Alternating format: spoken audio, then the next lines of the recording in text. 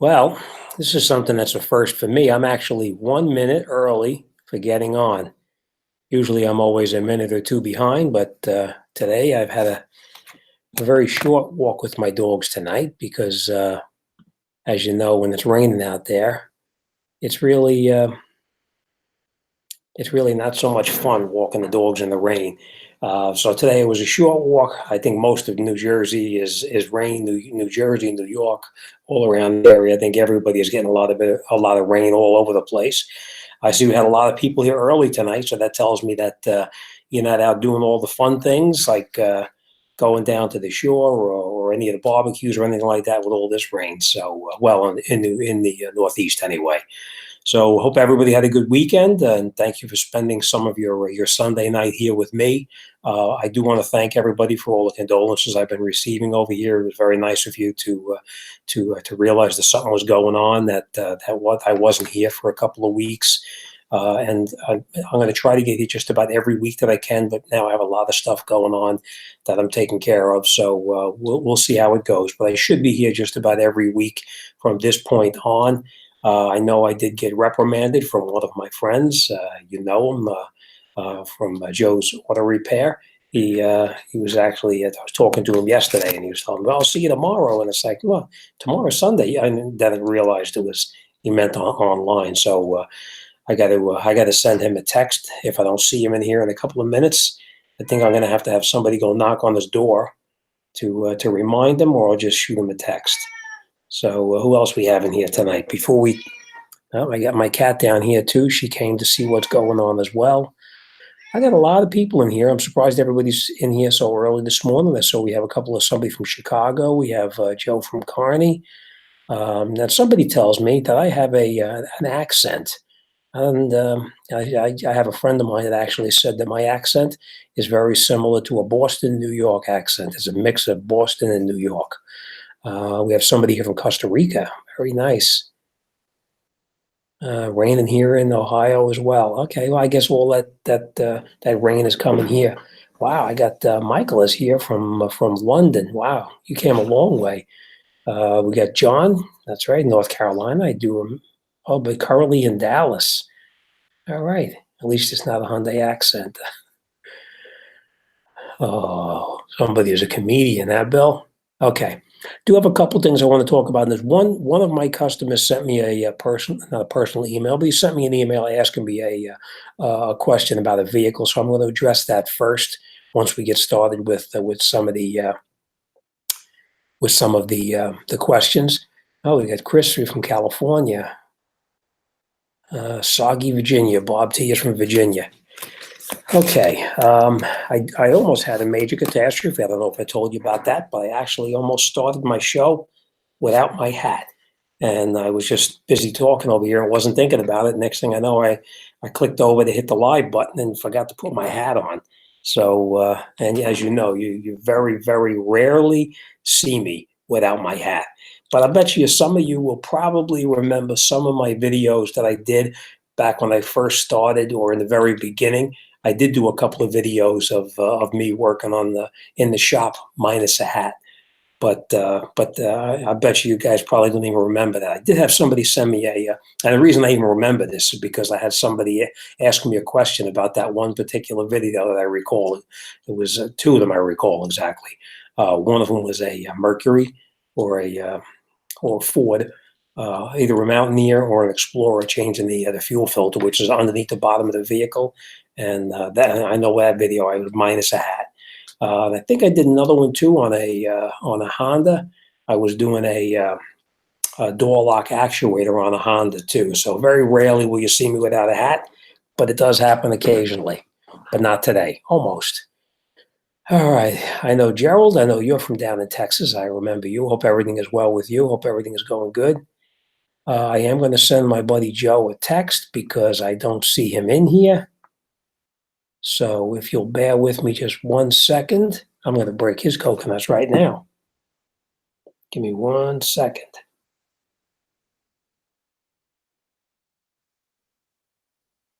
I'm going to break his chops, tell him he's late.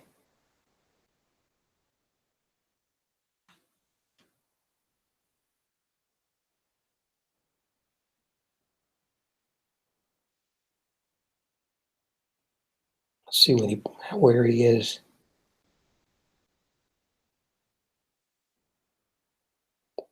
I'll make him feel bad. Okay. All right, I just sent it to him. Let's see how long it takes before Joe pops in here. This is Joe from Joe's Auto down in not far from my shop down in Bayonne. Karina, hello, good to see you. I know where you are in New Jersey. What else we got here? We got people from all over the place here. It's just amazing how most of the people I talk to are all my regulars that I talk to on here all the time. But it's something to see people that'll come on the computer here, and I'll be talking to somebody from South America or Mexico, Canada, Dubai, or all over the world. So it's pretty neat how you can get to talk to everybody all over the place. So, all right, what are we going to talk about today? We have no mail call. We did that last week, so we don't have anything to show you as far as products. Last week we did have what we have. We had the Autel that was sent to me. We had those lights, those LED lights for houses, for a house, I should say.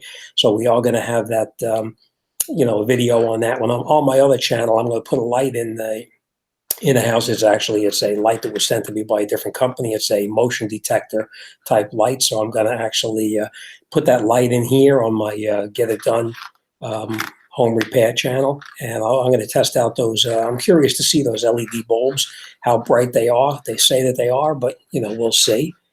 All right. So who we got here? We got Jim from Georgia.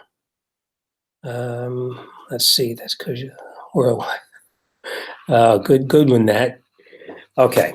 All right. I didn't hear back from Joe yet, so I'm thinking he's probably running to his computer right now to turn it on. So let's see how long it takes before Joe pops up over here. Actually, you guys can break his chops and ask him, where was he? Okay. Okay. Well, as everybody knows, it's the end of the summer.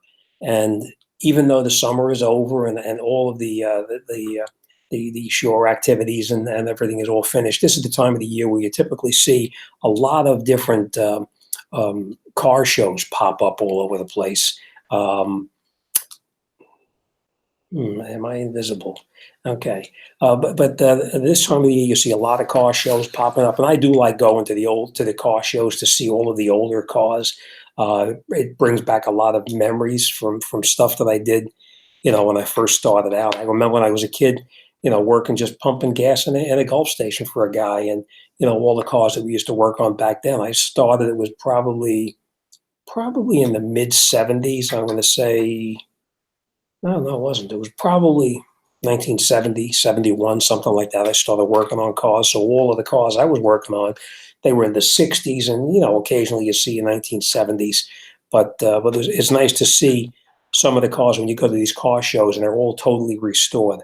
Back then, I mean, to work on a car today, you have to have all this computerized stuff.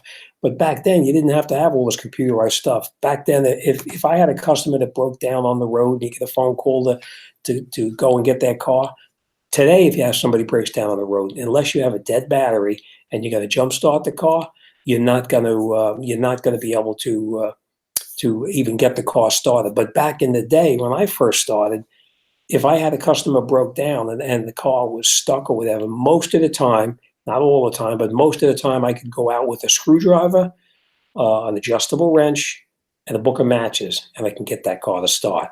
Back then, we had points and condenser on there, and most of the time, the problem was that the points would actually weld together, and it would create a problem where once the points weld together, then you're going to have no spark because the only time you get spark is when those points open and close. The coil will send out a spark. So the biggest problem back in those days was people would sit in their car and they would wash their car or do whatever they're going to do and turn the radio on and leave the radio in the on position with the key turned to the forward position, and all the dashboard lights would light up. The problem back then is that if you had all the lights on the dashboard lit up and you had the key in the on position, that brought power into the coil and the points. And if the points were in their closed position, that power would actually weld the contacts together. So even when the car would start and the distributor would rotate, the points wouldn't open and close. And if the points wouldn't open and close, the car wouldn't start. So what we used to do is just go over there and get in there with a screwdriver, and you snap them open, and then you adjust it with a book of matches, which a book of matches is probably anywhere between 17 and 20 you know, thousandths of an inch thick, which is good enough to get the car to run to get it back to the shop. A big problem back then is that the gas filters used to clog up on the cars. They didn't have like today, where you have these filters today, which are really big filters. Back then, we used to have a filter that was probably only about maybe 3/4 of an inch to an inch thick and maybe a 1/2 inch in diameter. And all it was basically just like a paper type filter. So the paper filter would clog up and the car would stall out because it would be starving for fuel. And then I would just go down there, take the fuel line off, take that paper filter out, throw it away, put the line back in just to drive the car back to the shop. So out of all the times we've been out to get a car, I'd say probably 99% of the time, you were able to get the car started and get it back to the shop so that you could actually work on it. Today, though, with all the computerized components on a car, if you have a breakdown today, there's just no way you're going to go out there and you're going to get a car to start most of the time. What do we got going on over here? We got Gerald talking to somebody. I'm still looking for Joe. He's not in here yet. This is John A. Clark 1 says, my dad always told me never leave the key on, as you will burn up the coils. That's true. Well, yeah. What happens is it would burn up the coils, and because you had constant power going to the coils, but it also would weld the points together. All you really had to do back in the day was, instead of turning the key to the start position and lighting up all the lights on the dashboard, you just turn it in the reverse position, and that would only give power to the accessories, and it would not power up the coil or the points or anything like that. So it was just a mistake that everybody made, and it kept us pretty busy with going out for road services. I see I got my buddy Hayward in here. We did a tune-up at 12,000 miles. That's true. Back in those days, we used this. I bet you this is Joe. Let's just see who this is. Give me 1 second.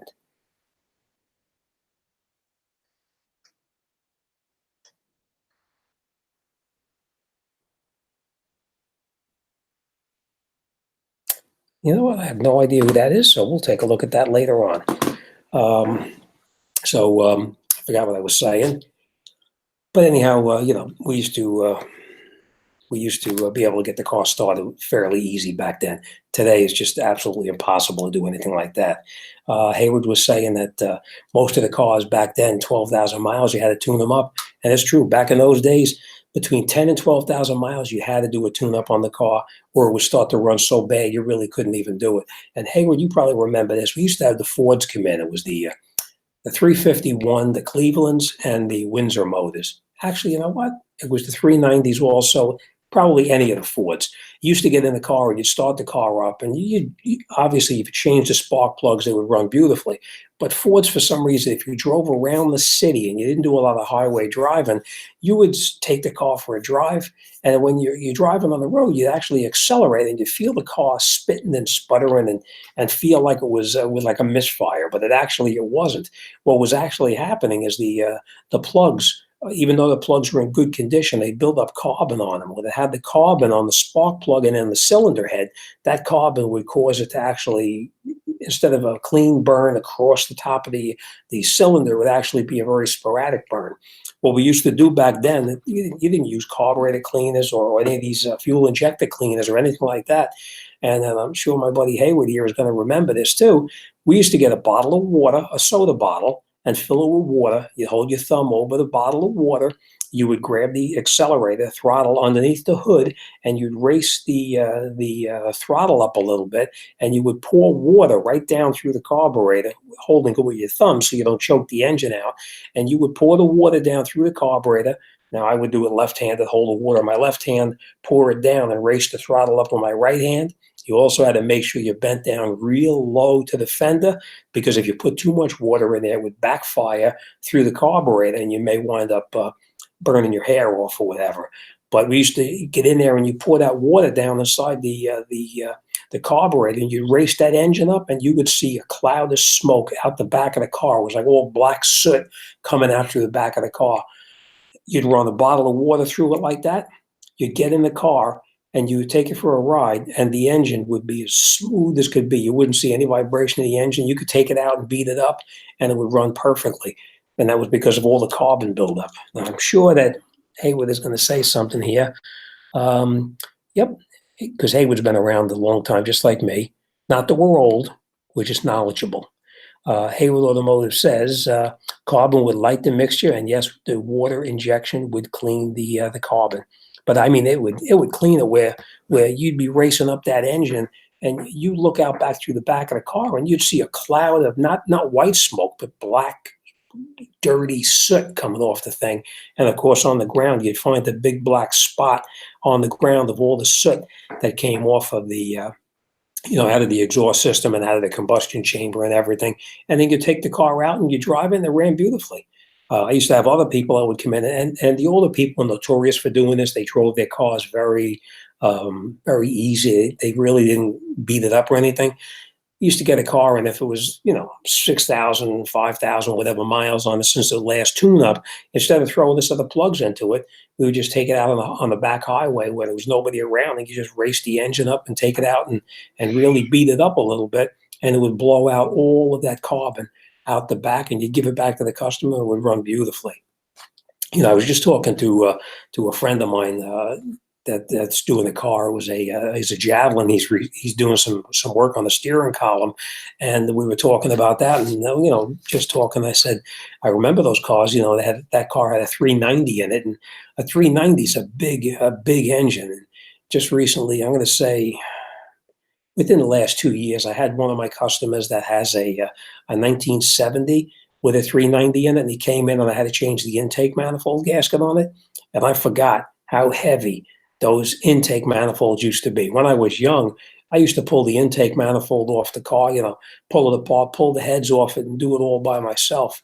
This time I unbolted it. I couldn't even take that intake manifold off by myself. I had to have my helper grab the one side, and I had to grab the other side to lift the intake off. Back in those days, it was all solid steel. The heads were steel, the intake was steel, everything. The block itself was steel. Today, most of the stuff today, everything is made of plastic. You got plastic intakes, you got plastic, all the components underneath the hood are all made of plastic, and the heads made of aluminum. The whole engine is actually, nothing is made of steel anymore. Very little is made of steel anymore.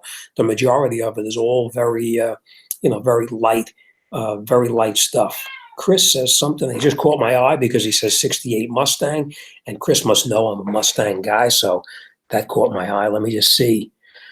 My 68 Mustang used to have in the morning till it spit. Yeah, you're right. Back then, if you used to drive a car and you would baby the car, that Mustang must have had a big engine, a big block inside of it too. It probably wasn't a small engine. But if you used to drive those cars and you would actually, if you would not beat it up, you'd have that carbon build up inside there. It would be horrible, where you'd wind up changing plugs every couple of thousand miles. Gerald says, I had a 68 Olds with a 443, it was the same way. 442, that's more like it. Now, Gerald, you remember what I said, what the 442 stands for, right? Let me see, it was 4-barrel. I think it was, I forgot. 442 actually stood for something. It was 4-barrel, whatever it was, but it actually meant 4-speed and then 2-wheel drive or something like that. I forgot exactly what it was, but that 442 stood for something. I'm sure somebody out there remembers what that was. Let's see. I hope you could address the start problem of 2014. Yes, I will, actually. You know what? Let me get into some of these questions because I have somebody waiting to talk about a 2014 Honda that has a problem. I do need more information on that, so maybe you can shoot me out an email. 4-barrel, 4-speed, dual exhaust. That's right. Very good. Josh, if you could send me that 2014 Honda Accord, you said it starting problem. What type of starting problem? Is it starting like battery is dead starting, or when you turn the key, the engine is cranking and not starting, or is it a very slow, sluggish type start, like because there's lots of different things going on with that particular car. But if you could send me um, something telling me what the actual problem that you had was. I will take a look at it here in a second, but I do want to talk about an email that I got. And this is from somebody named John.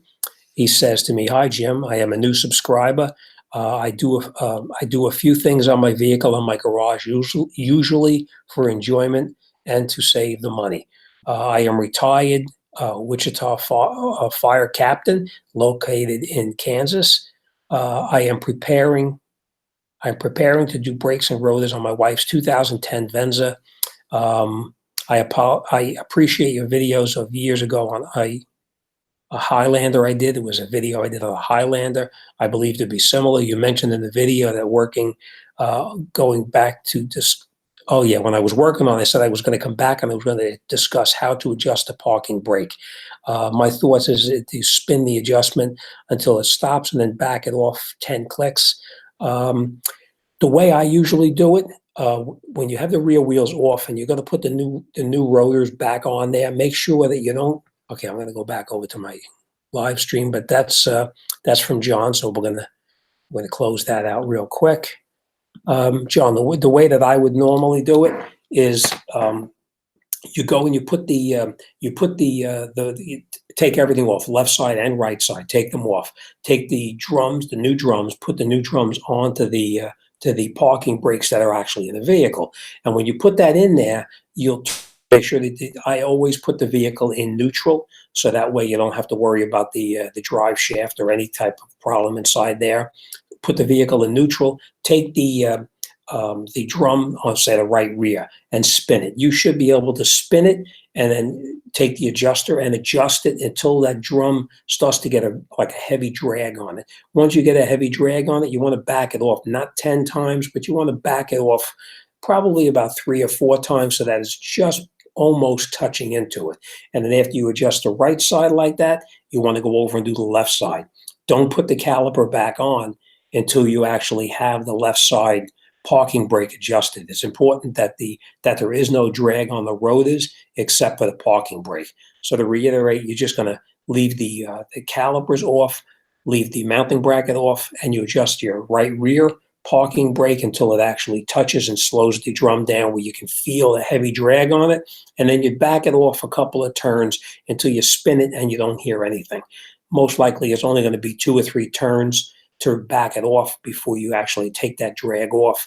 Then you do the exact same thing on the left side. And then after you do it like that, then you can go ahead and you can put the whole thing back together, put your mounting bracket on, put your new brakes on, and then finish the whole thing off. Okay, just a clicking noise. Okay.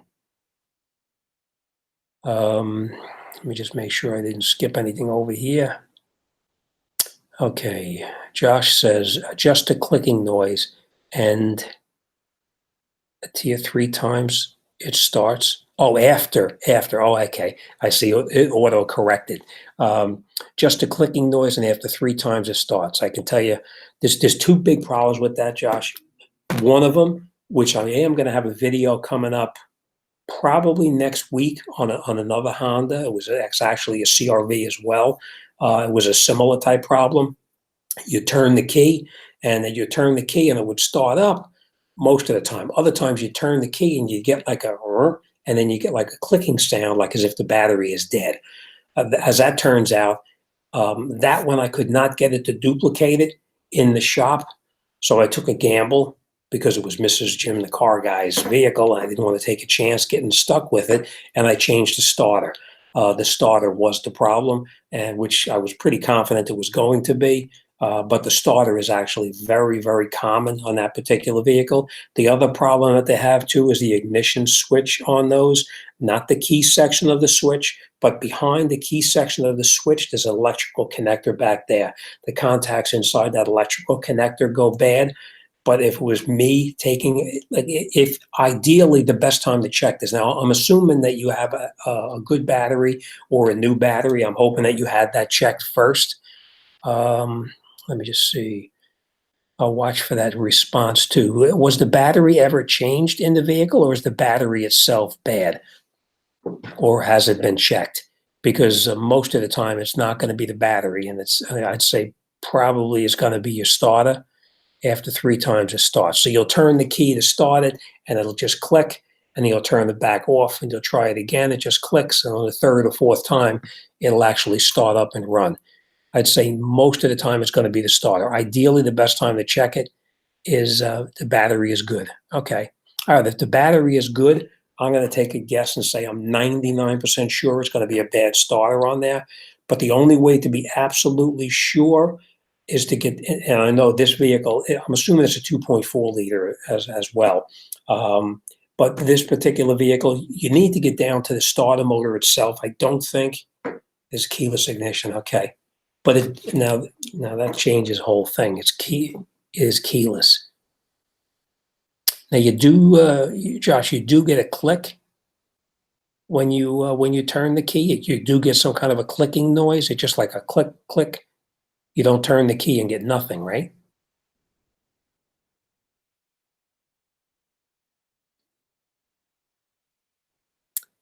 Okay, I'm waiting, Josh. That's very important because the keyless problem, there is a problem with the keyless ignition as well. Because if you have a bad stoplight switch, that vehicle. Okay, so you do get a clicking noise. If you are getting a clicking noise, just do me a favor. Next time it doesn't start, have somebody just to click. Okay.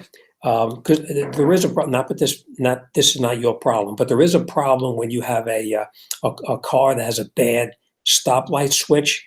If you have a bad stoplight switch, the car won't start because you have to have that stoplight switch completing a circuit for the car to start. If you are getting just a click, I'm 99% sure it's going to be the starter. But what I would do is have the battery tested first off when it's not starting. Check this, make sure your voltage is not dropping out, that you have a bad, a bad wire someplace. The other thing you want to check is down on the starter itself. It's difficult to get down there. I know it's in a real tight spot, but if you go down onto the starter, you have your main lead, which is your power lead coming into the starter, and then on the side of the starter, there's a little plug that plugs into the side of it. It's the start solenoid.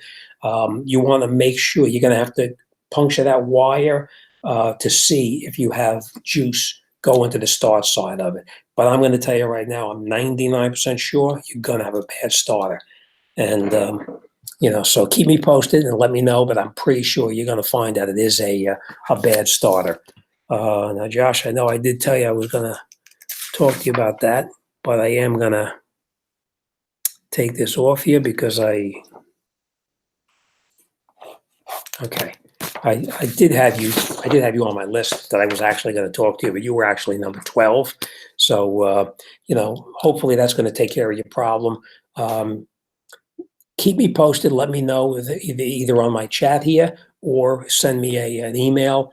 I'm pretty sure you're going to find that starter. Now, I don't know how handy you are, Josh. The starter on that particular car, it's really not that difficult to do. Like I said, I do have raw footage that I didn't edit or put up yet, but probably within the next month, I'm going to edit the video and I'll post it up online to show you the replacement procedure to replace that starter. It's really not that difficult. The hardest thing is getting down to where the starter is. Once you get the intake manifold off, the starter is right there. It's only 2 bolts, two connectors to disconnect, and you pull the starter right out. But the problem is you got to take the intake manifold off the car to gain access to it. But like I said, within the month, hopefully sooner, I'll get the video up and you can see the procedure of how to do it.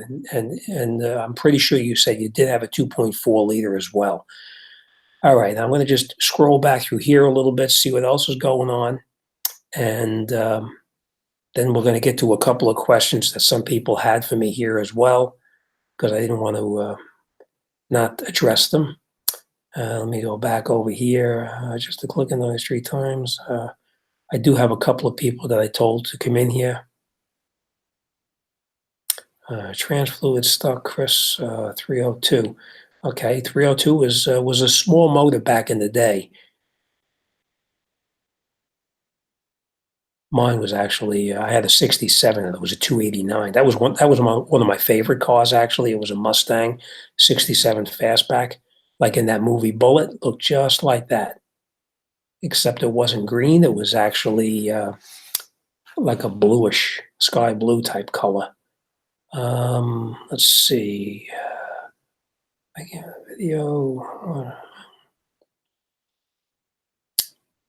Gerald, good thing you ask about the battery before I ask. That's good. It's Chris says it sounds like a solenoid. Most of the time it is a solenoid, but you're going through so much work to get that out. You may as well just want to go and replace it. I know I saw something here about a Mercedes because I had somebody ask me a question about a Mercedes that I said I was going to address.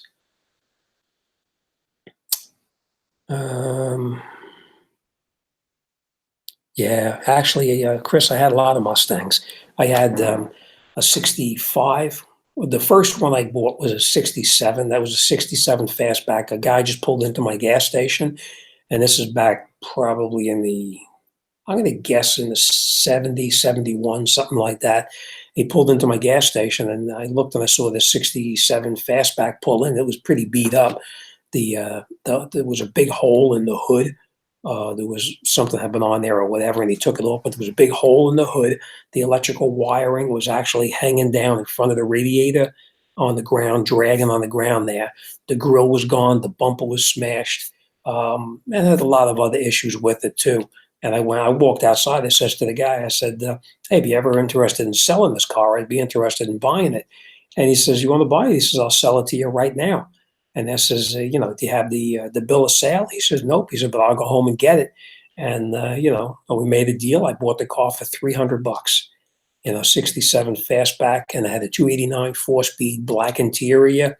And the car itself was actually a greenish blue type color. I did put a video up on my channel. If you want to go back and take a look at it, it was actually the car when I first bought the car. What it looked like, it was like a greenish teal type color, and then I painted the car. Back then, I used to do body work as well, and I painted the car. It was supposed to be candy apple red, but when I painted it candy apple red, it didn't come out candy apple red. It was more like a purplish type color, which I didn't even like. So after I painted that color, after it dried, then within the following week or something like that, I painted the car like a sky blue. So that's how that was. I bought so that was the 67. Then I bought a 65 fastback that actually needed a bunch of work. Back then I used to buy them, fix them, and then turn them over and sell them. But back then it was the 65. It was black. I bought the 65. It needed some body work and it needed some paint. So I did the whole thing over and I painted the car black. And I put the car outside, put it up for sale. And usually when I put a car out there, it would sell pretty quickly within a day or two it would sell. But I put the car outside and it didn't sell right away. And then one day I just see the car pull in and it was a red car and it had the black racing stripe. It was a Mustang, actually, a 65 fastback. No, convertible, 65 convertible. Mine was the fastback. I pulled it and I saw this guy had this car and he had the racing stripe on the car. It looked really good. So I pulled the car back inside the shop and I wound up painting a stripe up the hood, over the top of the roof, and then down the trunk, and put the car outside for sale. And I joke about it, but I was pretty much sold before the paint even dried on the car. Once I put that line on there. Chris says he had a 68, a 70, an 89, a 96, and a 2017.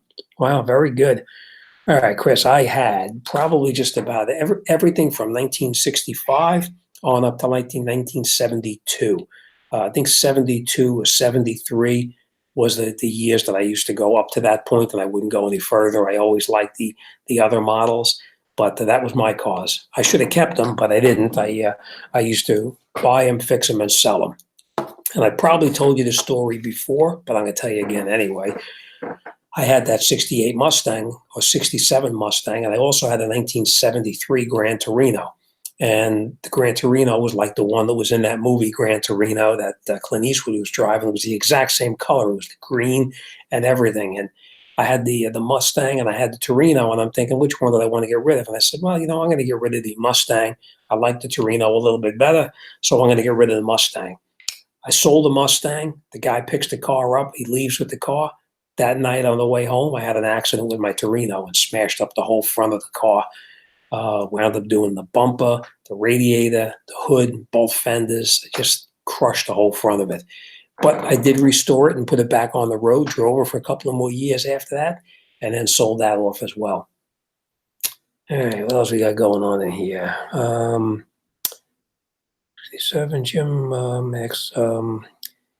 Could I please ask you a question regarding overhauling front and rear brakes on a 1996 to 2000 Honda Civic 3-door hatchback? Absolutely, you can ask anything you want. That's a fairly easy job. Mike, I know if you take a look at some of my videos, you'll see quite a few of them up there that I did. Quite a few. I think that the rear brakes on that could be it could be drum type brakes in the back of it.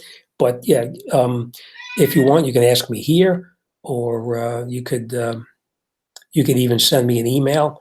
I will tell you this though, Michael. Sometimes the emails, I do miss the emails because I get so many of them. I probably get, I don't know, easily 300-400 emails a day, if not more.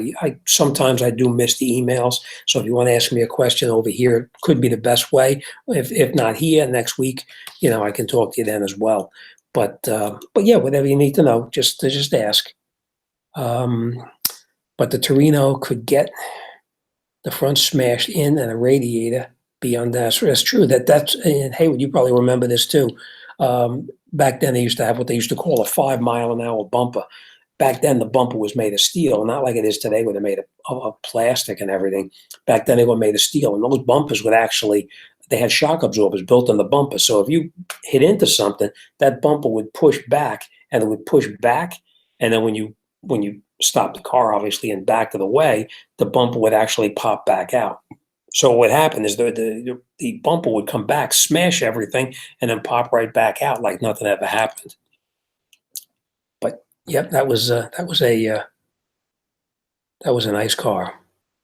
Should have kept that too, but I didn't. But I should have. Okay, let's get to some of these other questions that people had for me. I know I did tell you about the car shows that are going to be coming up. Maybe when I go to some car shows, I'll bring my camera and I'll take some videos of car shows. There must be a bunch of shows going on. If once it stop raining down here, I'm sure that there'll be a lot of car shows, and I'll get out there and I'll get some videos of cars in the car shows. I remember one time I was at this car show, and then when I'm not working, people don't know what I do for a living. They look at me and they think that this guy's not a mechanic, whatever. And I remember I was at this one car show, and this one guy started up his Chrysler product. And back then you could hear, you knew when the Chrysler started, you knew what motor it was. You could tell by the sound of the engine. Either it was a 383 or it was the 440. And as soon as he started the car up, it says the guy, "Oh, so you got a 440 in there, huh?" And he said, "Yeah, how did you know?" And then that's like, told him it's a very distinctive sound. Back then, if a car started, you didn't even have to be looking at it. You could hear it. You knew what kind of car it was just by the sound that the car made when it turned over. But that was the Chrysler. And back in those days too, it's not like today. Today if you have an auto parts store, or back when I had my gas station, back in the day, back in the 70s and early 80s, I used to stock batteries. I used to stock alternators, starters, thermostats, just about everything you could think of for a car. I didn't have to order it from the parts store. Belts, hoses, everything I had in stock. So if a car pulled into me and it needed an alternator, I had the alternator in the back in stock. So, you could get the job in, put the alternator on, and have the car out the door. Back then, if you had a Chrysler product, like back in the early 70s or 60s or whatever, those cars, they had two different alternators. There was no choice like it is today, where you have all these different alternators. You have one car that may have multiple different alternators on it, and you have to take it off and see what the actual the stamping is on it.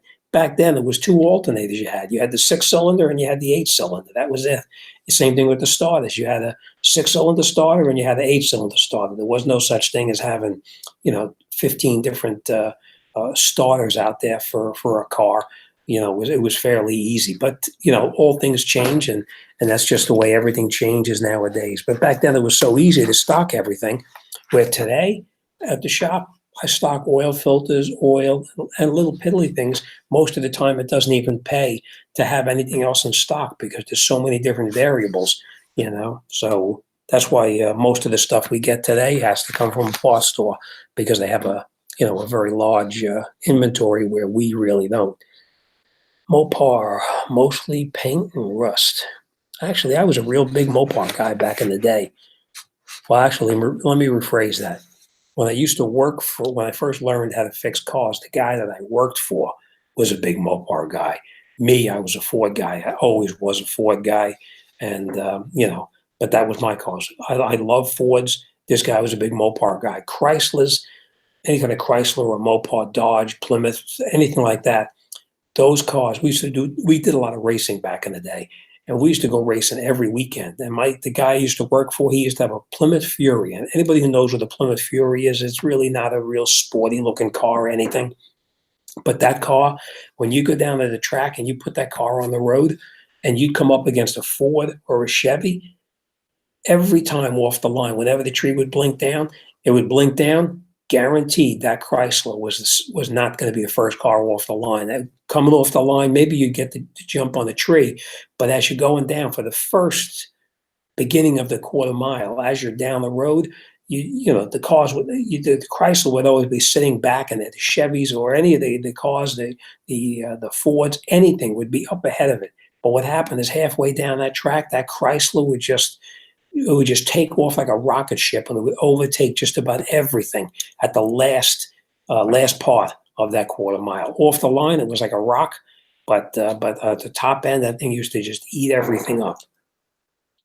We had that Plymouth I was telling you about, that Plymouth Fury. We used to run that thing. We had two different intakes we used to use. It was a 440, and we had two different intakes on it. If he felt like running it that weekend, he would put the two 4-barrels. We'd pull the intake off and throw two 4-barrel carburetors back onto it, and then he had another intake. He had the 6-pack on it, so we'd have three 2-barrel carburetors on it. We used to have two electric fuel pumps just to power up that engine, because we had two fuel pumps in the back of the car that used to push the fuel up to the front. The cars used to get so hot back in those days that used to get what's called vapor lock. And vapor lock meant that the fuel would be coming up to the front of the engine. And now these carburetors, you couldn't have like today where you have 50 pounds of pressure. You didn't have 50 pounds of pressure back then. Back then, you used to have only maybe 6 pounds of pressure, 8 pounds of pressure. Anything more than that, and you'd wind up damaging the carburetor. So you needed the two fuel pumps to power up the engine, but you also had to have a regulator on it to regulate the pressure that was going to the engine itself.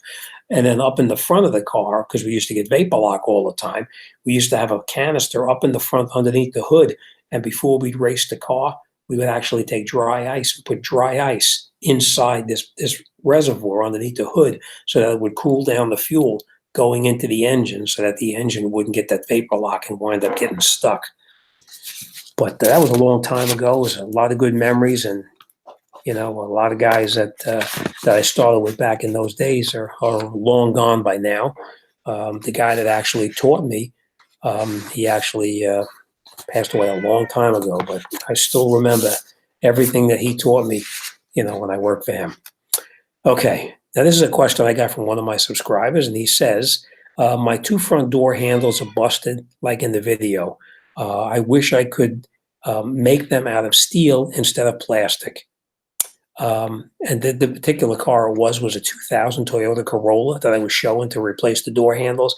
And the reason I even said that I wanted to talk about that is because today, if you break a door handle on a car, you're talking about buying a door handle from the dealer, where it's not just a door handle. It's actually They're made of plastic. They look like they're made of metal, but they're really made of a plastic or a white type metal where they break all the time.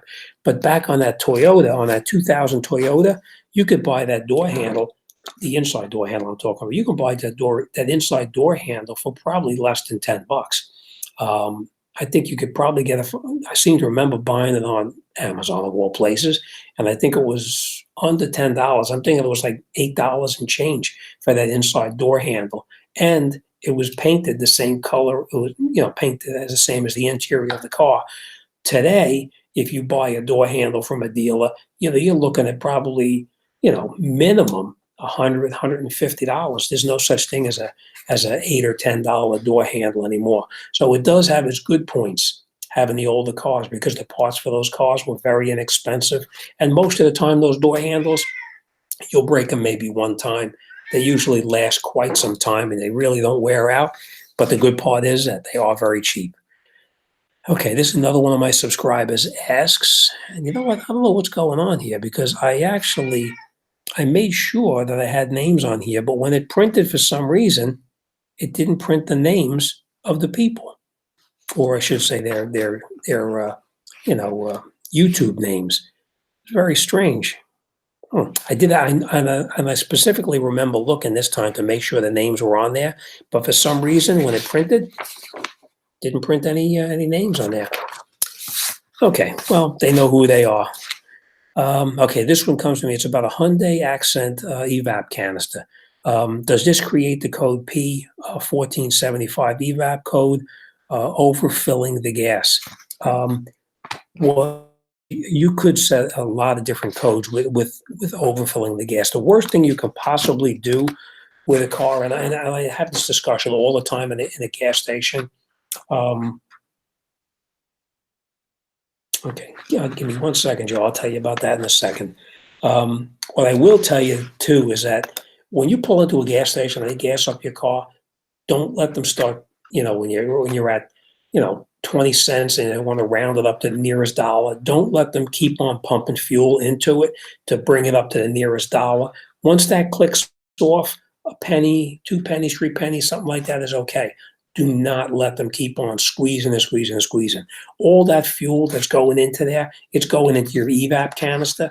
And if raw fuel gets into your evap canister, it's going to slowly destroy those the charcoal inside the canister, and you're going to have a failure inside there. The charcoal starts to break down. It gets inside there. It'll clog up any of the valves inside there. It'll cause the valve to either stick open or stick closed, or it won't open at all. So never, when you get gas, don't let them keep on trying to top it off and round it off to the nearest dollar. When it clicks off, stop right there and don't go any further. Otherwise, you're going to wind up destroying that evap canister. And if you remember that that evap canister on that was a Hyundai Accent. That thing was a rusty mess getting that thing apart. So you don't want to really get into something like that. So when you gas up, make sure you stop and don't go any further with it. Now, Joe asks, where do you suggest getting a replacement rear view mirror for a '99 Corolla? Probably the best place to get it, Joe, is going to be on of all places, Amazon. That's going to be the least expensive place. When those mirrors do fail, you want to get it. You don't want to buy it from the dealer. It's too expensive. So on Amazon is the best place. Let's see, AutoZone. Yeah, you could do AutoZone too, but take a look on Amazon first, and of course you can go on to any of the other one. What is the AutoZone or Advanced Auto Parts, anything like that? You can take a look at it, but I would take a look on Amazon first. And if you want, send me a link to it. Let me take a look at it, and I'll just text me the link, and I'll take a look and make sure you get the right one. Put up a dash cam mirror instead, and that's true. You could do that, but those are they're a little bit larger as well. Okay, nice. Yeah. But the New Jersey gas station is 12. Okay. Let's see. what is your this is Scott says to me, hi, Jim.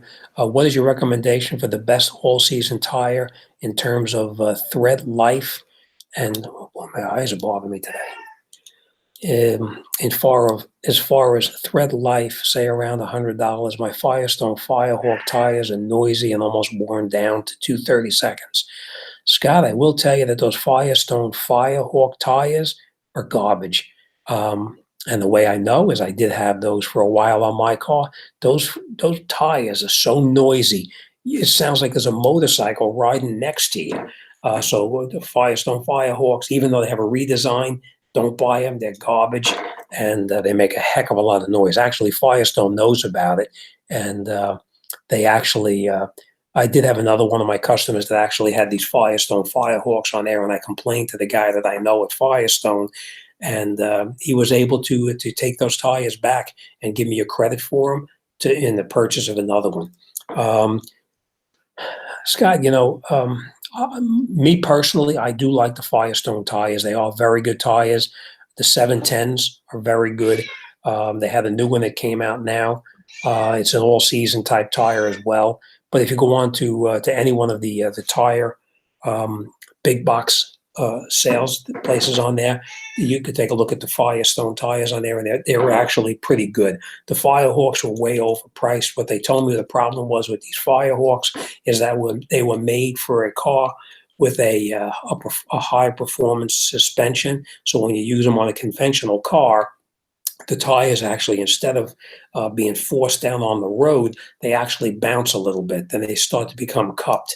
If you took your hand and ran your hand over the top of the tire, instead of it being smooth, it would feel all bumpy. And that's why they make that noise in there. So just make sure you don't get something that's made for a sports suspension, because you really don't need something like that. But the Firestone tire is my choice of tire. Which you'll find on every one of my vehicles. They always have the Firestone tires on there. They're really good tires. But if you look on any of these places, like I think it's Tire Rack, Tire Buyer, there's a lot of different places where you can look and get the prices on these tires too. All right. Now I do want to get back to a couple of these here, because I did promise people I was going to talk about this. One person says to me, it was a video I did about a Ford. It was a Ford that I just put the video up. It was a Ford. It was an F-150 that everything underneath it was a rusty mess. And believe it or not, that's really not too bad. I've had some cars come into my shop that are so rusted that when I actually start to lift them up, you can hear crackling. And in one particular case, I didn't even lift the car up. I was afraid that it was actually going to break when I lifted it up. And that car had actually a couple of cases. Two of them I remember not lifting up like that. One of them had 8,000 miles on it, and it was a Buick, but it sat in front of the lady's house. It didn't really even have a regular frame on the thing. It was actually all pinch welds, but it was so rotted that when I lifted it up, everything underneath it was starting to collapse. So rust is definitely a big issue. Why not check Mavis? Nat says check Mavis. Mavis actually has pretty good prices on tires too, but know your prices before you go in there, because they're going to try to sell you up on something. So do your homework first before you go into a store to see what the prices are. Okay, this one here is one of my subscribers asks is, sorry, my eyes really hurt me today. I feel good. I got this last, and I was thinking 4,300 when you asked the question. Was worried by the way you were talking, it would be under. Now I get the gist of what he was saying, because I know it was a 2008. It was a Buick LaCrosse that I was actually doing the trans lines on. Now, sometimes people send me, and not that I'm making fun of them, but a lot of times people are from different countries, so it's a little bit choppy the way that they send me an email. But I do get the gist of what he was asking here. Not that I'm making fun of him, but I do understand what he's saying. I give people in other countries a lot of credit, because I could speak one language, they could speak multiple languages, and actually type them out as well. But in this particular case, it was 2008 Buick. And what happens is where the transmission lines go into the radiator or down into the transmission itself, there's a little plastic cup that covers where the trans line goes in. You have to pop off that little plastic cup and you have to get in there with a tool. The tool, no matter what you use, it's not going to work. There's a tool made by OTC specifically for that. And it's really not that expensive. It's fairly cheap. I'm thinking the tool is probably under $20-$25, and it comes in a package that actually has 5 or 6 of those tools in it, because you can use them a couple of times and then you have to throw them away. So you do need to use that tool, and it is made by OTC. If you need the exact part number, send me an email or get back to me here and I'll send it to you. But if you look up on the OTC website, you'll find that tool on there. And like I said, it's fairly cheap, but without that tool, you can use any other type of tool and it's just not going to work to get it out of there. Okay, this is one of my subscribers asks, I have a 2004 Chevy Venture, and is preventive maintenance important? Yeah, preventive maintenance on any car today is really super important. If you don't do preventive maintenance on a car, you're going to wind up where that car is not going to last. It's going to wind up, burning up, whether it's the motor or the transmission or whatever. You're going to have a lot of different issues with it. So what I would do, and I tell all my customers, get the owner's manual, look in the owner's manual, not what the dealer recommends, but look in the owner's manual. Take a look in the owner's manual and look at the maintenance schedule in the back of the owner's manual. It's going to tell you what you're supposed to do at 5,000, what you're supposed to do at 10,000. It'll tell you exactly what you have to do to keep that vehicle running. If you bring it into a dealership to get it maintained by them, they're going to try to sell you up on all the other stuff that you really don't need to do. So take a look in your owner's manual and see what it says in there. And as long as you follow that maintenance schedule, the car is going to last you a long time. Me personally, I do, like if it says 7,500 for the oil change, I would never go that far. I would change my oil every 3,000 to 5,000 miles and not any sooner or any later. Okay, this is another one of my customers or subscribers asks, why does H2O come out of the oil pan when you remove the oil plug? Whenever you get H2O, which is water coming out of the oil drain plug, there's a couple of things going on there. One, you didn't change the oil regularly, and if you have a car in the wintertime and you have that dampness inside, I just want to warn you, my dogs are going to start barking like mad because Mrs. Jimthecarguy has just pulled in the driveway and the garage door is going to open up any second now. So you're going to hear my dogs go berserk, just so you know. Water gets inside the engine itself. And if you don't drive your car or change your oil frequently, that water accumulates inside there and it'll actually come out like that.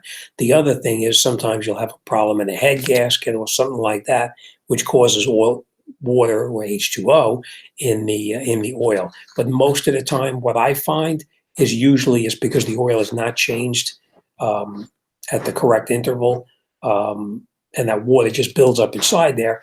And I heard something one time that you have to drive a car something like 8 or 10 miles just to get the condensation from the nighttime to burn off any of the condensation that may be in the oil. So you want to definitely change your oil more frequently. If the engine is running good, then that's most likely what it's going to be. It's just that the oil was not changed at the regular interval where it's supposed to be. All right, then somebody else says, my 62 Chevy Impala, tear it apart with pliers and a screwdriver. That's true. Back in those days, all you needed was a basic set of hand tools and a screwdriver and, a couple of impact sockets and stuff, and you could tear them apart. Today, it's totally different. There's lots of different specialty tools that are needed. So, you need a lot of different things. You might have air trapped in the cooling system. You know what? Somebody actually asked me a question about that. I'm hoping he's not here. I don't have any names here, but we're going to keep on going. Oh, here we go. This might even be,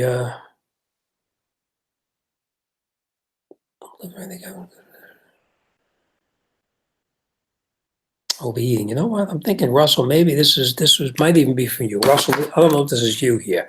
Let me just read this and we'll see what it says. Can anyone please tell me how to bleed the lines on a cooling system? Nope, it's not. It's somebody else. I have a Grand Dam, a 3.4 liter. I've replaced everything: water pump, thermostat, radiator, and all was going good. I was running water till I could resolve the issue. Took a 2-hour trip. When tried to leave, it overheated. IDK. I don't know, IDK. I don't know if the water has evaporated, but now I'm trying to fill it again, but needs to know the proper way to bleed the cooling system. Okay, they'll quiet down in just a second. The problem is when you have a car, you can't just when you have a car, you can't just run regular water in a car. Regular water actually, when you have water in a car, water actually keeps a car from freezing, but it also keeps a car from overheating as well. So if you're driving a car in the summertime and you don't have coolant inside there, the boiling point of that water is still 212 degrees. Even though it's under pressure, that water will still get very hot and it could boil off and cause a problem. So you definitely always want to have some antifreeze in there as well. That'll raise the boiling point and it'll keep it from overheating because of lack of antifreeze. But sometimes getting the air out of a car is a real pain in the rear end. This 3.4 liter, from what I'm recalling, I think they have a bleeder valve on the top of the engine where you can actually bleed out the air out of the system. You on the bleeder valve, I think it's on top of the water pump. There's a little tube up there that goes back to the cooling hose in the back of the engine, and on top of there's a small little, I'm going to say probably like a 6 or a 7 millimeter screw on top of there where you unscrew that, and when you're pouring the antifreeze in, all of the air will come out through that hole there. So you just open up that little screw, and all the air comes out, and you can fill it up. Another alternative, which I use at the shop too, is there's a kit that they sell, and for the do-it-yourselfer, it's a little difficult because you need shop air to do it. But you would connect it on, and you would actually connect it up to the shop air, and it would actually pull a vacuum on the system. So all the hoses and everything will collapse, all the air will come out, and then you stick the hose into antifreeze, a bucket of antifreeze, and it'll suck the antifreeze back in and fill it back up. Sometimes on the street, that's not an option. But if you have a bleeder valve on there, you can actually bleed them. Now, I will tell you this, back in the day, we used to have a problem with cars. They didn't have bleeder valves on them like that. And you would get that thing, it would have an air bound inside there, and you'd get that car overheating, and you just couldn't get air out of it. What I used to do is that if there was no place to bleed the air out of it, what I would do is, if the radiator cap is on the passenger side, you would jack up the passenger side of the car to bring it up as high as you possibly can. Jack that up so that your radiator cap is up here. So that's the highest point. So any air that's trapped in down the bottom is going to work its way up and come out right to that radiator cap. If it's on the driver's side, then of course you jack up the driver's side. The idea is you want to get that the top of the radiator cap higher than the rest of the vehicle, so that any of the air that's trapped down in there, obviously air is gonna wind up coming through there. There's gonna be no place for it to go except up and out through the radiator cap. So if you have a problem with getting that air pocket out of there, that was one of the way that we used to do them, because back, I forgot what kind of car it was, but we could not get that air out of that car. No matter what you did, you couldn't get the air out of it. So if that's the case where you can't get the air out of it, try doing that. Jack the car up in the front, get that up as high as you can, top the antifreeze off, antifreeze, not water, and then you should be able to get that cleaned out. I mean, that air out of there. Okay, this one is, and I'm going to rush through this because it's getting later, and I think it's after 8 o'clock. So we're gonna start wrapping it up. I got probably 4 or 5 more questions here, and then I'm going to come over here and we're gonna talk about this over here. This is a 2011 Mercedes S550. Do you disable anything electronically before you started the job? If you do, please show us how. I have been an auto mechanic since 1973. Thank you. Okay, well, things since 1973 have definitely changed. I've been working on cars since probably the 1970s, so I got a feeling you're probably around my age. Um, yeah, on this particular car, this 2011 Mercedes, no, there is nothing that you have to turn off to do this job. You can just jack it up with a regular floor jack, jack it up and pull the wheel off and do your brakes normally. Some of the cars that have these air suspensions on them, some of them do have to be turned off, but not the one that I had in the video. So if there is any kind of a switch, it'll say it in your manual. I will tell you this though, I did one car, thinking it was a Jeep actually. It may have been a Jeep, but you had to get into it to actually turn off the air suspension before you jacked it up. It was actually through the computer to plug in the computer into it to actually turn the air suspension off. But in that particular one, that Mercedes, you do not have to turn anything off. We just jacked it up on the lift and we just did it. But again, take a look in your manual and see what the manual says just to make sure. Okay. This is another one. It says, you spoke about shifting and the ignition key issue, which reminds me, a 2008 Forester didn't start sometimes. I'd have to rock the gear shift left to right while in park, and then it would start. I also found the shifter to be a bit sticky when shifting between gears. I do have a switch near the tranny, replaced a couple of years ago. I think it was the neutral safety switch. Please advise your thoughts. If two different things. If you have to take your shifter and move your shifter to get the vehicle to start, you had the neutral safety switch replaced. I'm wondering if maybe it wasn't adjusted correctly. Sometimes when a new safety switch is put in, remember that when you put a safety switch in there, usually it's slotted. And this particular one, I'm not familiar with. I don't recall what it looks like, but normally it's on the side of the shifting where the transmission shift selector goes into the transmission. And on there, it's slotted where you have to put the neutral safety switch on there, and then you have to turn it and rotate it to get it to start up in park and in neutral. So it could just be that the neutral switch has to be readjusted slightly to get it to move. Whenever you move the shifter and that happens, most of the time it's that. Either you have a bad neutral switch or the switch has to be readjusted, or I've seen it already too on where the shifter goes onto the transmission itself. There's where the shifter connects onto. Sometimes there's a little rubber bushing in there. That little rubber bushing goes bad, and if the rubber bushing was to go bad, then the shifter will not push that transmission all the way at the park. So just eyeball it down on the bottom where the cable connects onto the transmission shifter to make sure that it's a tight fit and that there's no play back and forth in that cable. Because if there's play back and forth in the cable, remember, this is your shifter here on the transmission. The cable goes over the top like this. If you have a little bit of play in there, like back and forth like this, that's going to cause it not to push the shifter all the way into park. So you want to take a look at that to make sure. So check the bushing on the end of the shifter, and if that seems to be okay, then you may want to try adjusting your neutral safety switch, because that just could be out of adjustment as well. All right. That what we got going on over here? I don't see Joe in here yet. He didn't get back to me. So I'm thinking Joe's not home. Chris says tire rack.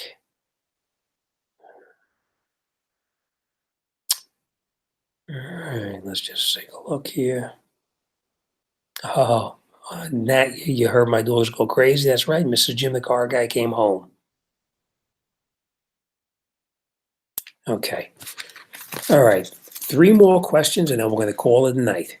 This one here is a good one. I don't know if he's still in here, but this is in regards to a 2000 Malibu. I've been having an issue with starting it.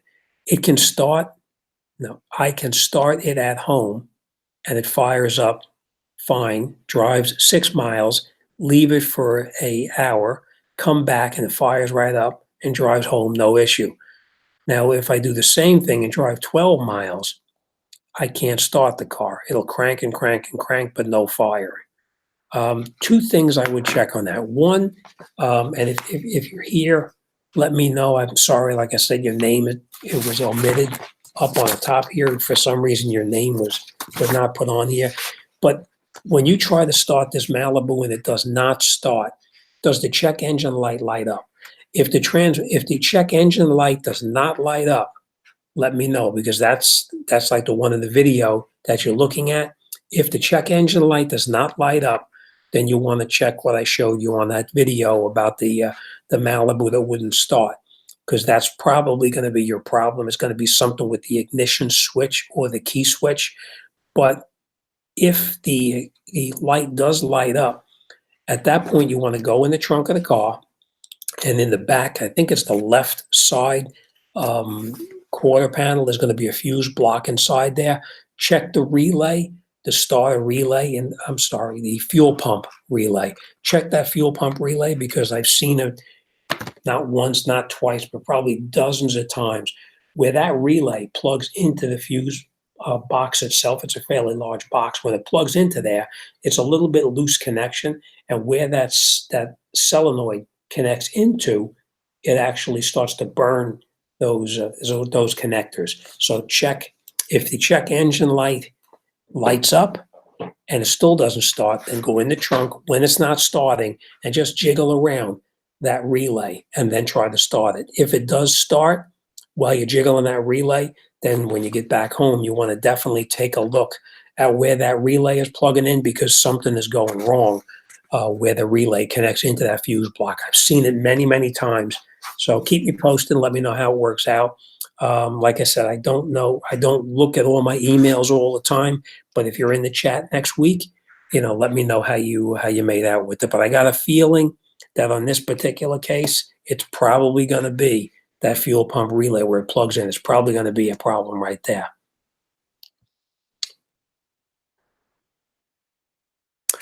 Okay, this is my final question, and then we're going to look at a couple of things over here so I can talk to a couple of different people here. I have a problem in the ABS. When I accelerate slightly more than usual, the ABS light turns on. It goes off when I switch off and switch on again. But issue repeats as I push for more acceleration. What can the problem be, boss? Well, what I would do first before you go crazy, you're going to need to have that car scanned to find out if that ABS light came on. It's going to set a code someplace, because you could be looking at all four of the wheels on that particular vehicle. I don't know what kind of car it was, but you could be looking at all four of the wheels. What I would do is scan it so you can at least isolate which wheel it's going to be. Isolate which wheel it's going to be, and then you'll need to go up underneath there and actually visibly take a look at it, depending on what kind of car it is or truck. It could be a problem with the ABS ring itself. It could be a problem with the ABS sensor. So you'll need to isolate it first to find out which wheel it is, and then do a visual inspection. Just look at it by eye to try to figure out, if there's a problem with the ABS ring, or if there's a problem in the wiring or something like that. It could be any one of those issues there. So once you scan it and find out a code, let me know, and then we'll try to go a little bit further with it and figure it out. All right, but that's all of our questions for today. It was 15 questions, so we're done with that. Let me see what anybody is talking about over here. I didn't see my buddy Joe in there. I'm going to shame him next time I see him, because he said he was going to be here and he didn't show up.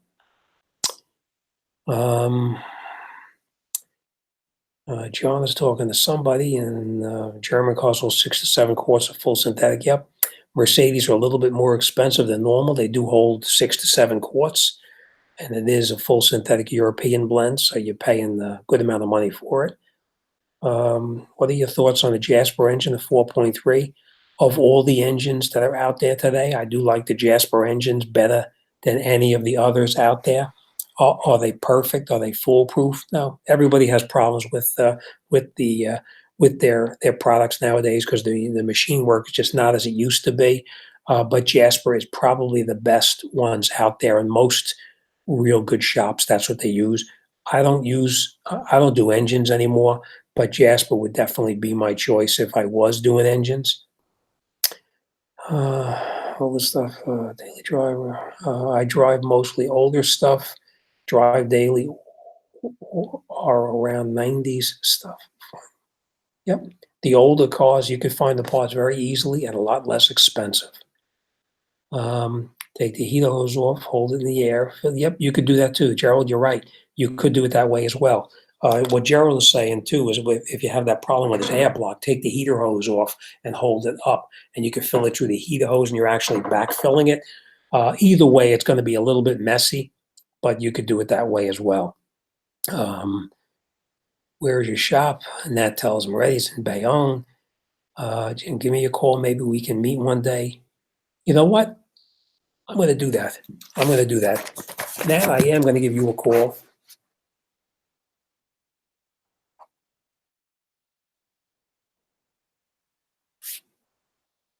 I'm pretty sure I have your number in my phone.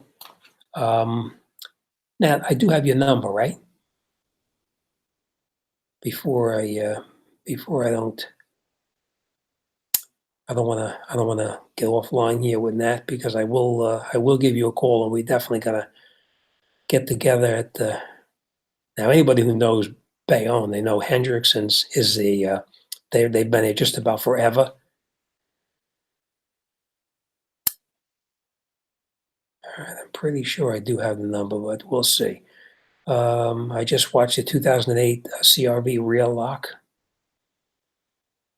Let me just go back over here. I just watched your 2008 CRV rear lock actuator video. Very helpful. Thanks. Slightly different than the front door, but doesn't seem too bad. I'll be replacing the rear passenger side soon. Thank you. Phil, I will tell you this. You definitely want to do it sooner than later. I've done them all on the cars, and the biggest problem you run into is if that door lock was the door lock was to break and you couldn't open the door any longer. I've done them both ways. I've done them where the lock actuator went bad and you couldn't open the door, and then you got to take that door panel off the car with the door closed, and that's a real pain in the rear end. So the only thing I will tell you, Phil, is that sooner than later before you have a problem with it, but it's really not that bad. It's a little tedious getting your hands in there and everything, but you can do it. And the biggest problem is going to be getting those 3 screws out that I talked about on there. That's where you're going to have the biggest problem. But if you get the right size Phillips head to fit in there, and you'll be able to break them loose and get them. But if you can't, don't worry about it. I do have another video up on there too, and what to do when those screws actually strip out. So what I would recommend, Phil, is when you pick up that lock, pick up 3 screws to go with it too, because if you do have to drill them out, you're going to need 3 screws to put it in, and you're going to buy them at the dealer. The screws are going to cost maybe $1, $2. So pick up the 3 screws, because if they do break off, or round off or don't come out, you can drill them out and you can get them out. But like I said, Phil, check it out. You'll see I did a video on one that was a couple of them where I did the right rear door. I've done the driver's side door. I've done the front door. And I also had one that came into me one time that a customer tried to do it himself.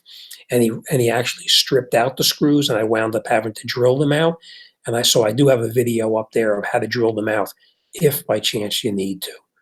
All right, good luck. Let me know how you make out with it. I'll be watching. Let's see. I'm looking here. With winter coming, rust prevention.